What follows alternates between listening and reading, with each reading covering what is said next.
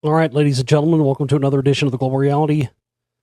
I'm your host, Josh Reeves. This is the Wednesday, December 7th, 2016 edition of the broadcast. Thank you very much for being here with us for another edition of the show. We've got some various items and topics of discussion to get into with you here on the broadcast today, as we usually do. So thank you to everybody out there for tuning in and being with us. TheGlobalReality.com is my website. That's TheGlobalReality.com. We are now moving into our 10th year of broadcasting. And again, that's only made possible by everybody out there who has supported us through the years and believe in what I do here and the work we're trying to do and recognizes that, this is the real deal. We're this is not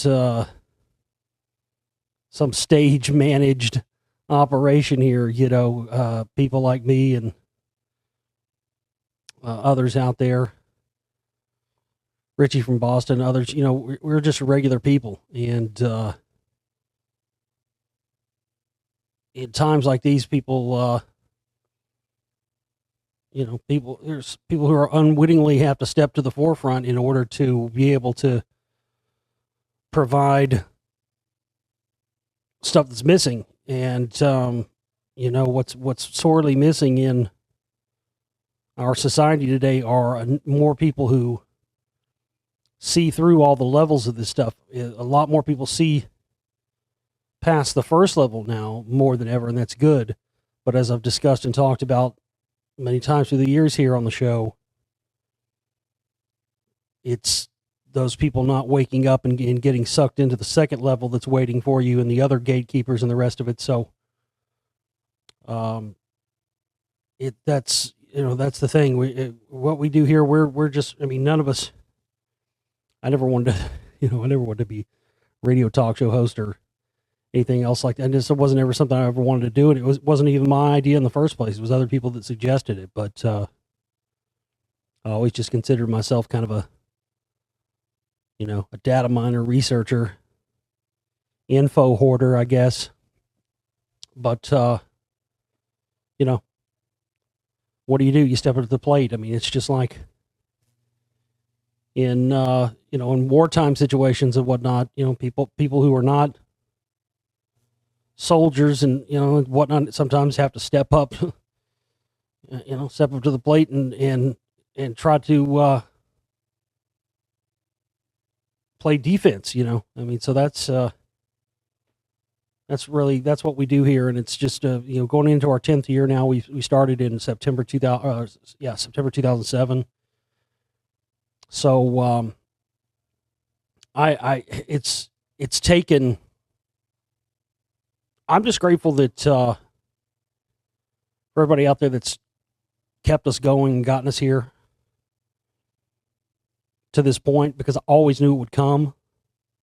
And that's why I've always been so concerned and so steadfast and have never given up, even when there's been many times I probably should have. But I always knew, because I had done the homework and I'd done the research and I dedicated so much time to it after finding out about the CNP, Council for National Policy, and getting into my Secret Right film series of work.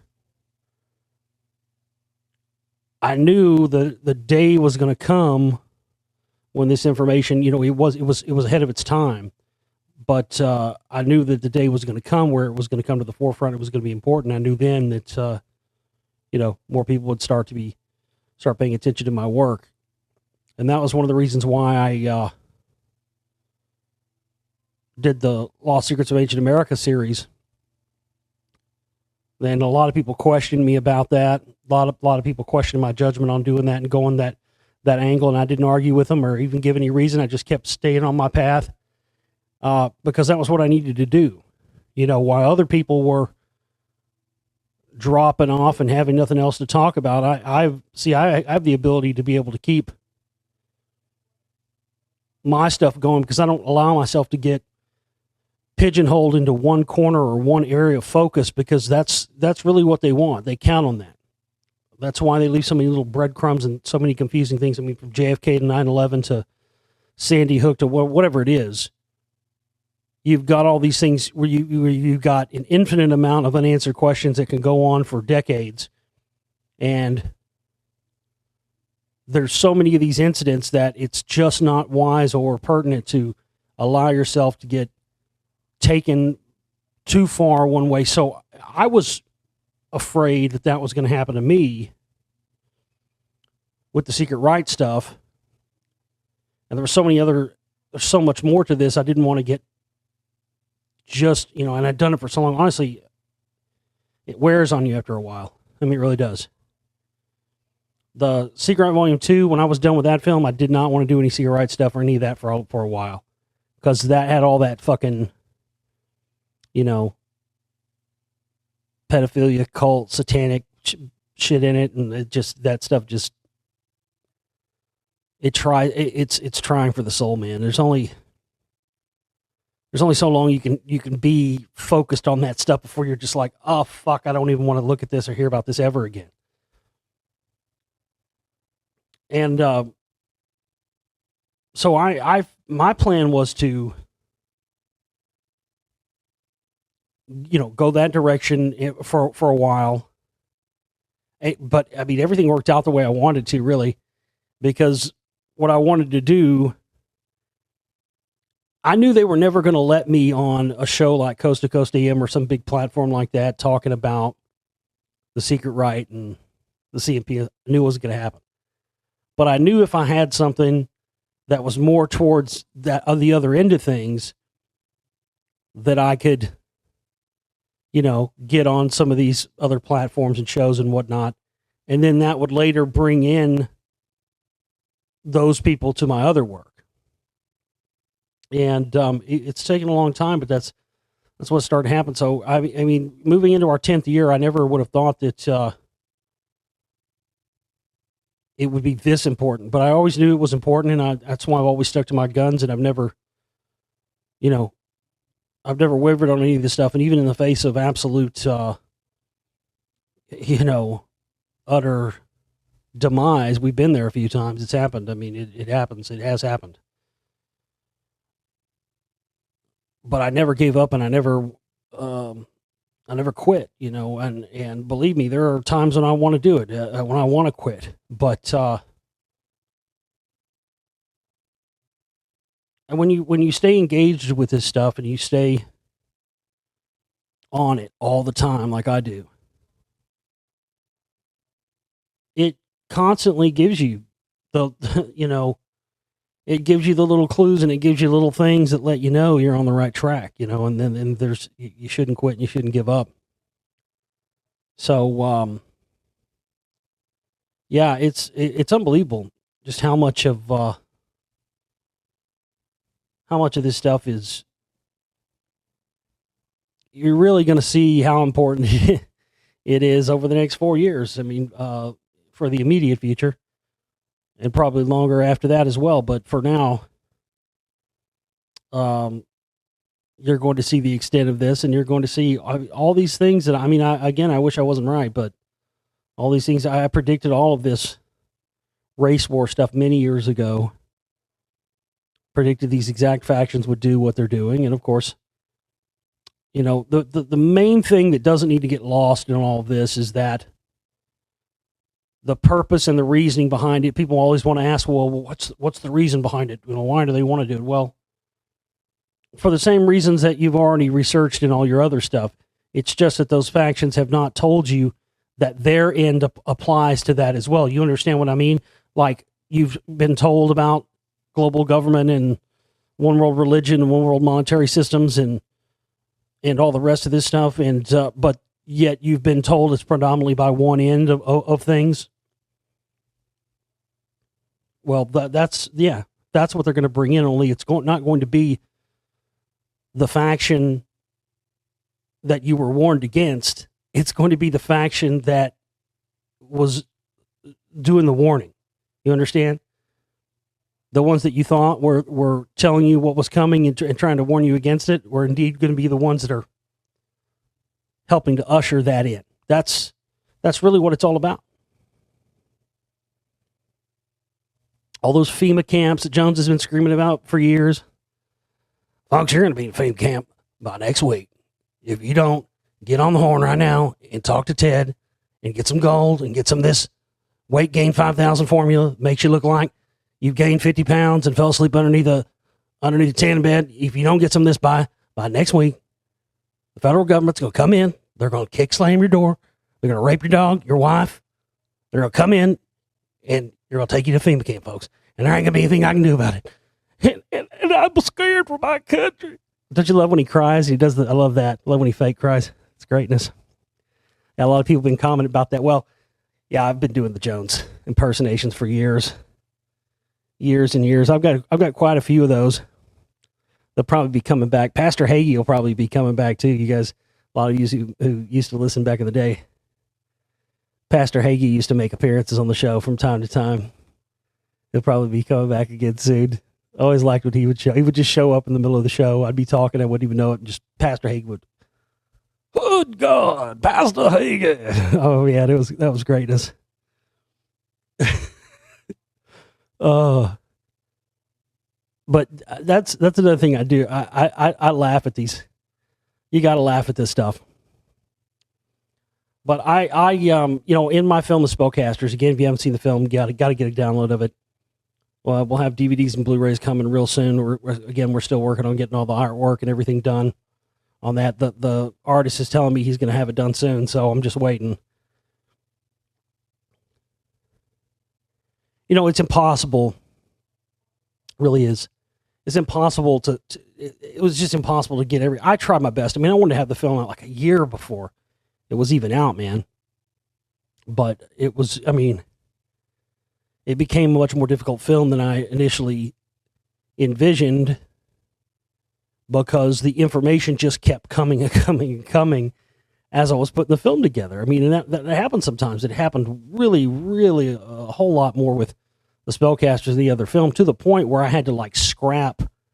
I had to put it to you like this. I had to film pretty much in the can 3 or 4 times. And I had to literally scrap the whole thing 4 times and start all over from scratch. Like I had done nothing. We're talking 6 months worth of work.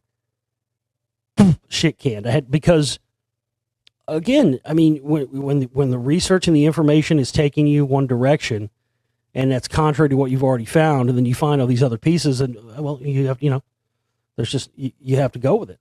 So, but there was no way I was ever going to be able to get all the information in there. So I understand, people, well, why wasn't this in there? Or I need to talk about this one. And like I said, if I would have put everything in there that I wanted to be, the movie would have been almost 4 hours, and I just won't do a 4-hour movie again.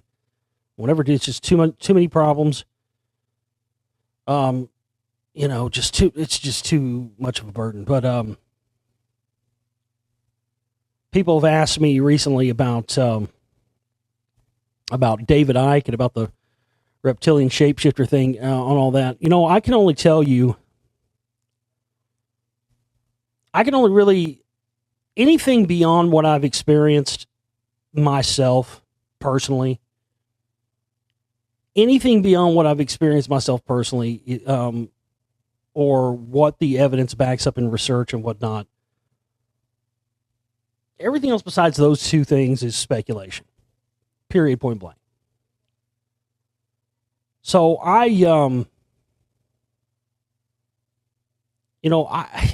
because I wondered about it for years myself.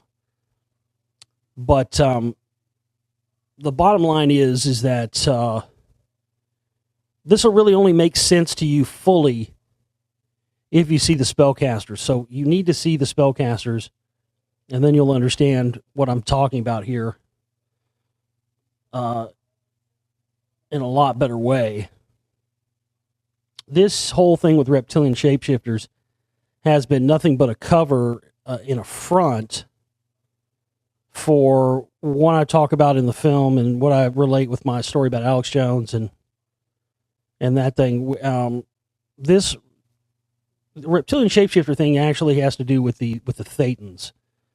These what Scientology calls Thetans, which are actually these demonic entities, which through this soul cracking,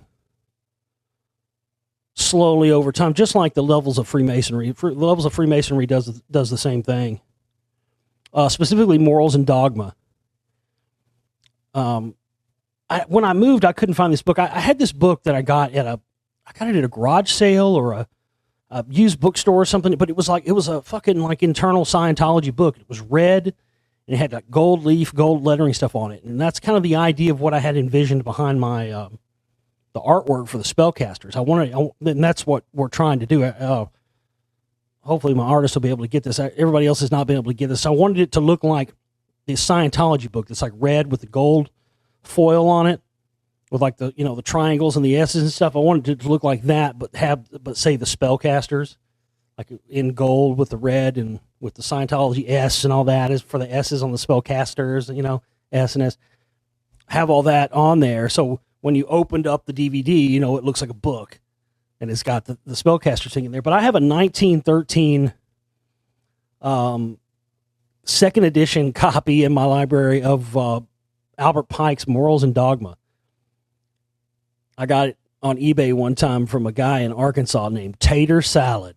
I like it, tater salad. I like it with mustard. Taters, only in Arkansas would there be somebody named Tater Salad. Let's just leave it at that.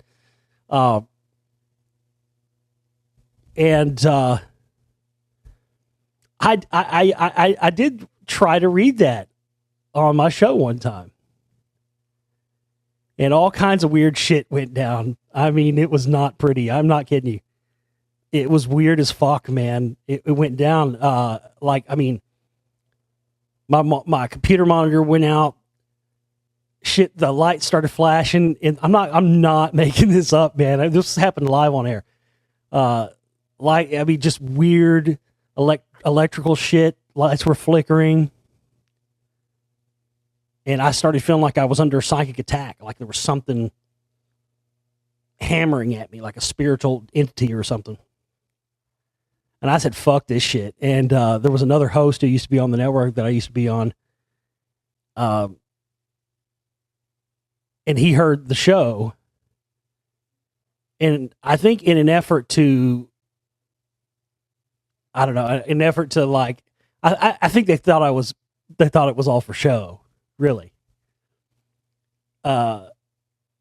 Which is fine, they want to think it was all for show, great, but it was not for show. It was not. It actually, honest to God, happened.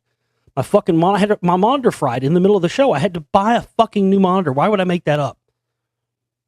So this other host that was on the network at the time didn't believe me. He would do the same thing on his show. He got Morals and Dogma and started reading it on his show. Guess what? Shit you not. Same shit. Same shit freaked him the fuck out. Because this was a guy who was kind of like, not really into the fringe stuff. Freaked him the fuck out. Could not believe it. After that, didn't question anything I said about it. He was like, I won't question Josh Reeves again. Crazy shit, indeed. But that's when I started reading it. That's when I realized from researching all the different levels of masonry is that, as you go up the levels, slower and slower, your soul is opened up for control, and by the time you get to the upper levels, you're controlled by some entity. And then to find out that that's exactly how Scientology is, and then I look at this Scientology book, red, with the gold lettering. Then I look at the 1913 Morals and Dogma I have, and they're virtually identical. It never dawned on me. I've had these books in my library for a long time. I never put together and went, oh my God, they're both red with the gold foil. It was a revelation. It was mind blowing. So you can see how all this stuff, Freemason, Scientology, CIA, MK Ultra, the truth movement, we see and we're programmed to think these are all these separate little operating entities, when no, man, the tentacles are so widespread and so far reaching that all of these things are threaded together, but they're done in such a way that they appear to the average informed person that they would never have anything to do with each other. And again, that's the level of manipulation that everybody has to start thinking on and start thinking on all the time, because that's the level they're playing at. And unless you're thinking at that level, I'm not talking about being paranoid and, accusing everybody of whatever, even whether they deserve it or not. But I mean, thinking of those things on that level that they're playing on. Because until we do, then we're never going to be able to play at that same level, and then thereby we're never going to be able to formulate any solutions for this, which is, another thing everybody always says. Well, what's the solution? Blah, blah, blah, blah. You know what, motherfucker? If there was a solution, if there was a magic bullet, silver bullet fucking solution, I wouldn't be sitting my fat ass in this fucking chair talking to your dumb ass right now. I'd be out there fucking doing it. That's a fact. If there was a magic silver bullet solution, do you think any of us would be sitting here talking about it? There isn't one. There isn't a silver, so you might as well put that to bed and quit worrying about that right now, because there isn't. The fact of the matter is, knowledge, information, and education on the deeper levels of this information on a wide scale is the first step towards eventually formulating a solution. As it stands right now, we don't even have, people make the analogy of, they're playing we're playing checkers and they're playing chess, blah, blah. Actually, that's I hate people use that thing all the time. I don't really like it, because to me, that's not what it is. To me, they're playing chess and we're playing chess. Only they've got a full board of pieces on their side, and we've got, a pawn and a horse, or a pawn and a knight. We got one of each. What the fuck? How are we supposed to play? We don't have all the fucking pieces. You can't play this game properly if you don't have all the pieces. You got to have all the pieces. One side can't have all of the pieces, and the other side have two pieces.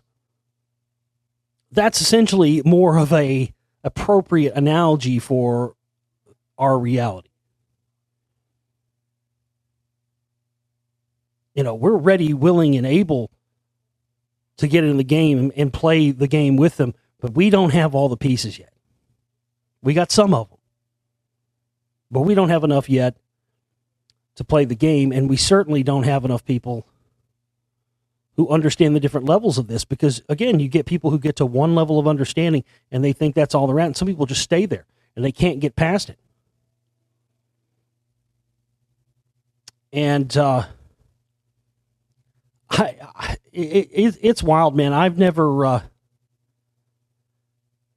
tried to get into the prediction game or anything. I never have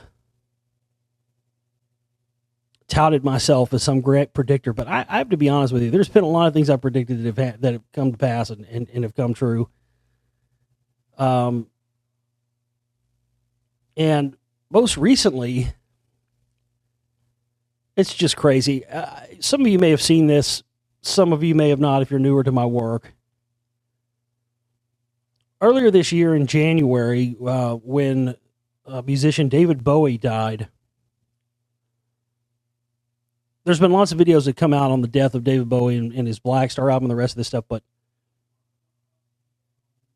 if you haven't seen mine, it's part one of a two-part series called The Secret Messages, part 1 and 2.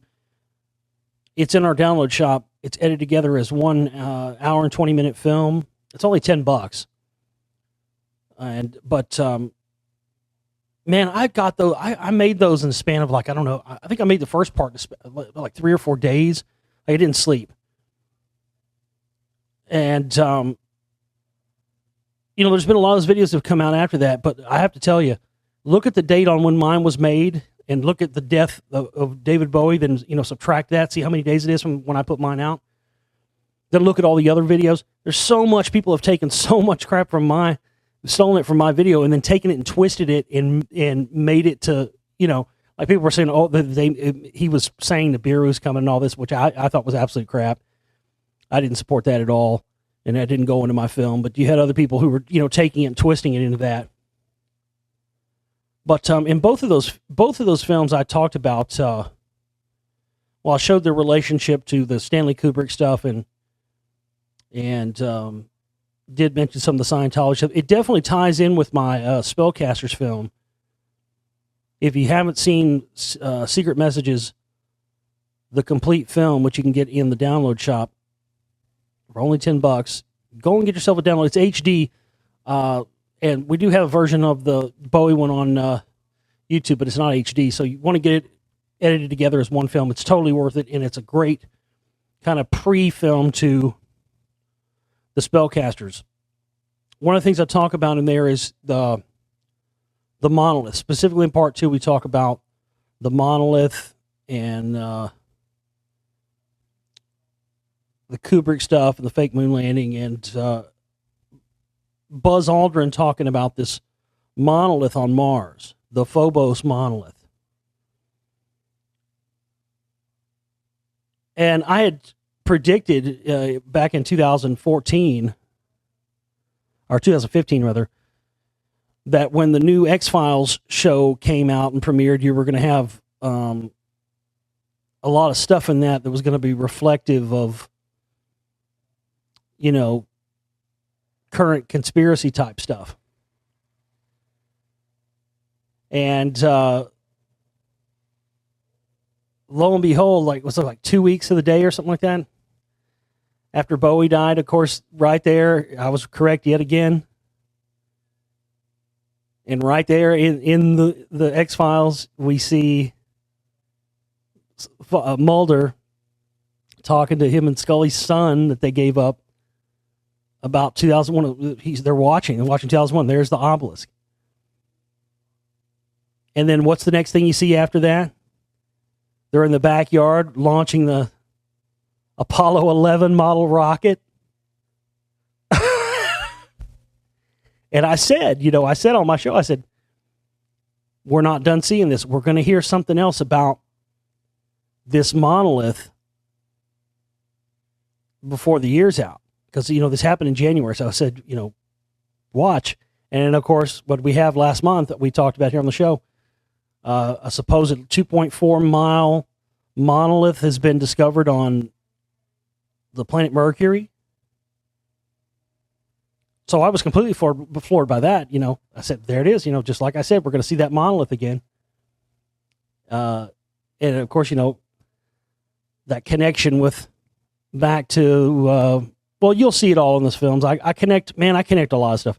Bowie and Kubrick and Interstellar and all that. You got to watch the Secret Messages film. So you can imagine my shock and surprise.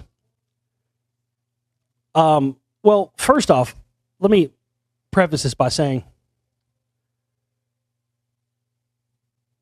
what's up with this Buzz Aldrin mission to Antarctica? I've been suspicious about this from the very beginning. I've been speculating that they were taking him to, Agartha or Inner Earth or something for some life extension treatments or something. Probably based on the similar kind of deal that similar kind of deal that Kubrick got for his participation in these covert operations involving the moon.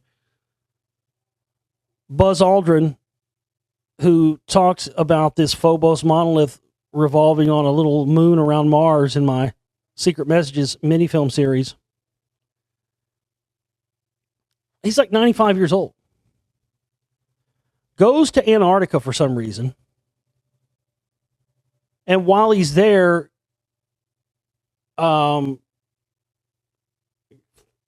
he has a major health scare and health crisis. Now, here's the interesting way any of these news articles or the news pieces you see that they're framing this, how they frame this is none of this is from any pre-existing medical condition that Buzz Aldrin has. And none of this, they even tell you, is a surprise. It's a specific type of condition at that, elevation and the air and the cold and all that, blah, blah, blah. And they're aware of it. It happens to people regularly. And so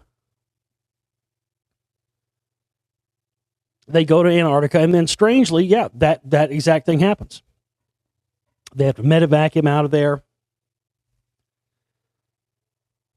Just something, my spidey sense started tingling, man. I get this, it's a sixth sense. It's a thing when I'll know, even though I don't have the evidence to back up, just like you've heard me talk about with 9/11 and stuff. Maybe at that exact moment, I don't have the evidence to back up what it is, but it's a gut feeling. When you know there's more to the story than what you're being told. And that's immediately how I felt about this Antarctic expedition with Buzz Aldrin. Like, there's something there that he feels he has to go and see before he dies. And again, he's like 95 years old, I think.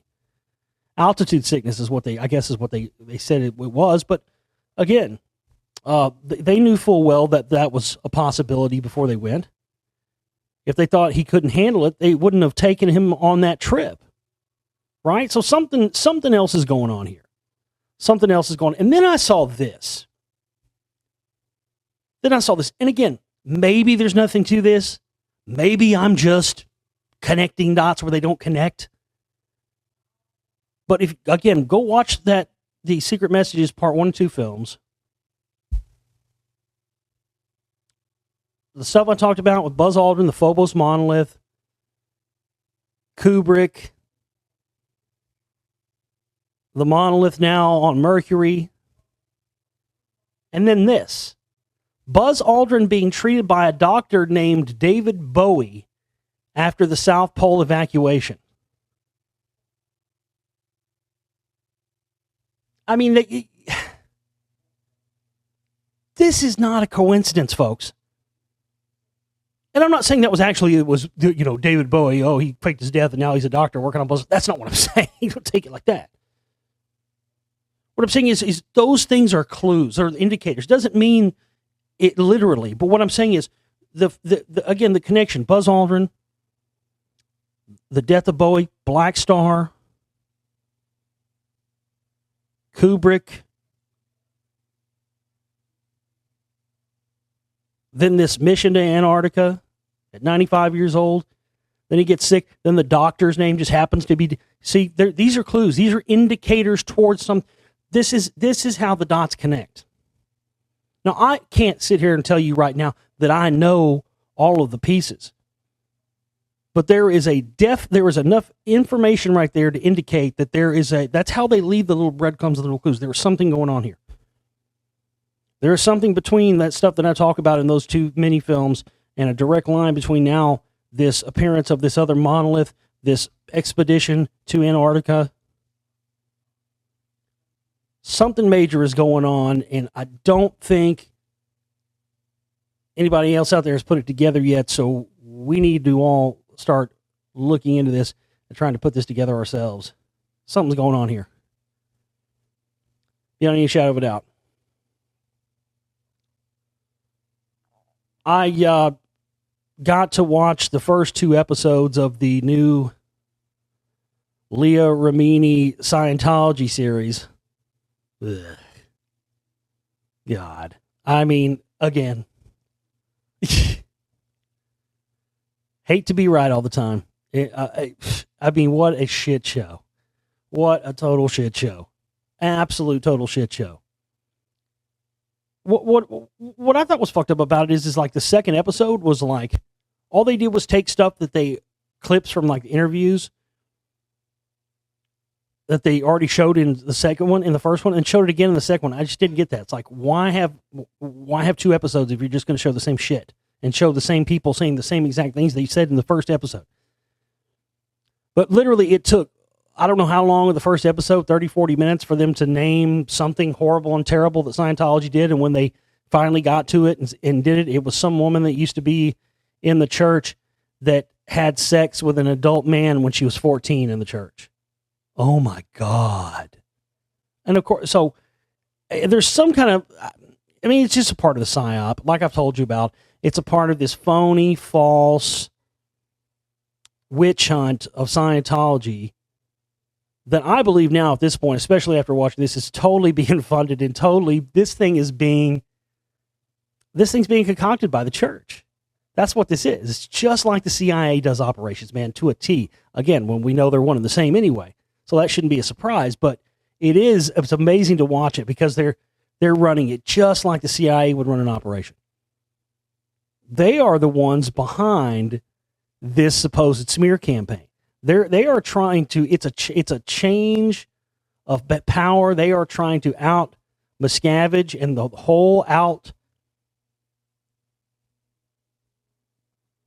the upper layer of this and get them all out so they can bring in new people and then put a shiny new face on Scientology and just blame it on the bad elements in it, never telling anybody what they really need to understand about it. Because really all they do in any of these movies and any of these supposed exposés is talk about allegations of somebody getting beaten or this woman, and she even said, she wasn't raped, yeah, it was statutory rape, but I mean, she willfully consented to have sex with this dude who was also a Scientologist.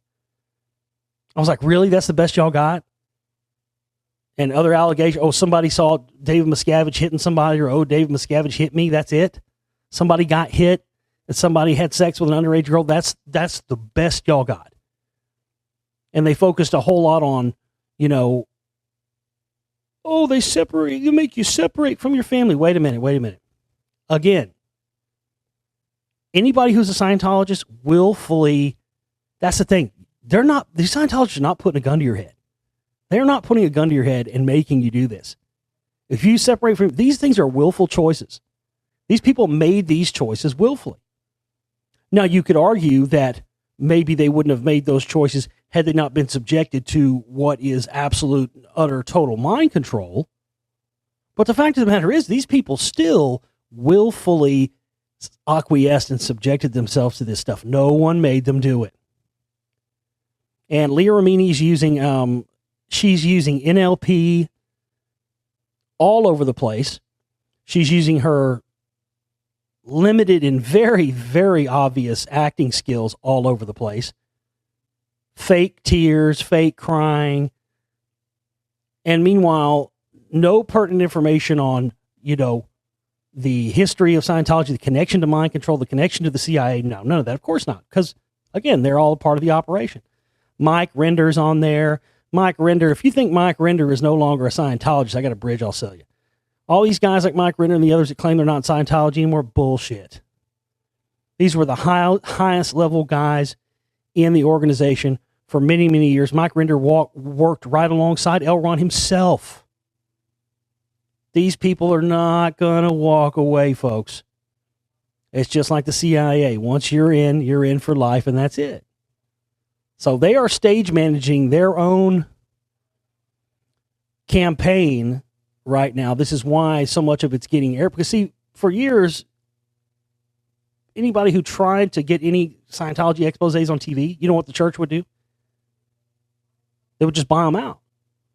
They literally would shovel so much money in this. They have billions of dollars at their disposal. They have no problem shutting down and spending millions of dollars to shut down some expose coming out on themselves. But yet, all of a sudden, they allow these things like Going Clear and the other guys, and now they're just, they're allowing this stuff to come out. And you can tell that everything in the show from this Leah Remini show is absolutely none of it went to air without first going through Scientology. So that's another indicator that it's absolutely controlled by Scientology, because literally every 5 minutes stuff comes on the screen that says Scientology does not endorse what people are saying here. Please go to this website to see the rebuttal of Scientology. Now, wait a minute. That means they cleared that stuff through Scientology before it went to air. You understand? So even this show is 100% stage managed by the church itself. This is a part of the continued operation, folks, the part of the continued attempt to try and paint the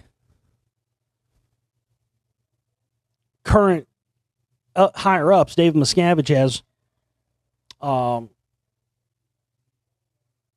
being the bad guys. And I don't know who they're going to bring in to head. I mean, I assume Tom Cruise. That's pretty much what it looks like. Tom Cruise is going to be, before you know it, Tom Cruise is that's what he's going to move into. Dave Miscavige, I think the problem is is that since Miscavige has had a hold of the church, aside from elements who have been secret agents for the CIA, the NSA, and other alphabet agencies and groups who have gone in to become members undercover and whatnot, I don't think, based on my research and based on my work, that David Miscavige is CIA. And I think that's the problem. I think that's why they have started to launch this campaign against him and why it's been on so many CIA connected and controlled media outlets, all of these supposed exposés on Scientology. That's what I truly, based on my research and my work, what I believe is going on. Is that Miscavige has actually been, since he took over after the death of L. Ron Hubbard, he has been basically out of the CIA's control. This is why they've had other agents and other people within the church who have been controlling things. But I think they're trying to take back control of the organization. And a lot of evidence does point in the direction that Tom Cruise is affiliated with both British MI6 intelligence and the CIA. So this looks to be what they're going to be moving towards. Again, Cruise was just recently reported a few months ago that he's now living in the former Scientology headquarters, L. Ron Hubbard's former home in England. And now it's come out that the first ever pictures of the secret ranch dubbed Graceland, where L. Ron Hubbard died, have been revealed. The property has been shrouded in secrecy for decades, and it's unknown what now goes on at the estate. The ranch sits in Seston, a remote area of San Luis Obispo County, California, has been dubbed the Scientology Graceland, or the Garden of Eden. Is the last resting place of L. Ron Hubbard, has been kept pristine condition nearly 30 years after his death, held in its highest regard by the church and its followers. And word going around is that Tom Cruise may be getting ready to head there to live. The prosecution rests, Your Honor. I don't think if they're not lining him up to be the titular head of Scientology, and all this isn't a way to get out the current management in order to put a new, shining, sparkling face. Oh, no, we're the good Scientology. Now, we got the bad elements out. Meanwhile, never telling the public that it's actually CIA-funded, controlled mind control and black magic. And literally demonic possession. Literally. This is how they're going to rope people, and this is why they're going to continue to push. Truthers are going to continue to push these shows like Ancient Aliens. They're going to continue to push this stuff. Again, hey, I've never doubted the existence of extraterrestrials or UFOs or any of that stuff, but that isn't the point. That has nothing to do with it. Fact of the matter is, these people are using this to push their agenda, and they're using it to manipulate people who have seen through the mainstream of reality. They're now at the fringes of reality, and they're using that to rope them back in towards their agenda. You're going to continue to see this. All the staged alien invasion stuff has all to do with this, folks. The reconciliation of science and religion, the merging of the two together, and then the bringing in of Scientology as the world religion, because it really, actually, at the highest levels, that's what it does. It rationalizes both, and that's how they're trying to sell it to the public. And that's why my film, in a nutshell, that's why my film, The Spellcasters, is so important, and that's why you need to see it, bottom line. All right, not a lot of material today, so we're going to leave it there, and we'll see you back here next time on the show, folks. We need your help to fund The Spellcasters Volume 2. We're getting so close to reaching our goal. If everybody went and contributed whatever they could right now, maybe we could get even closer and have this thing out sooner, because there's just a lot of vital stuff that we're going to be having in this film, and we need to get it out sooner than later. I don't want to wait any longer to get this thing out. So any and all available resources that you can spare right now, please go and contribute those. We'll put the link to it here in the little read more section of the video, so you can click directly through that and make a contribution to the Spellcasters Volume 2 fundraiser so we can get this film made. We'll see you next time, folks. TheGlobalReality.com is my website. Go there and subscribe.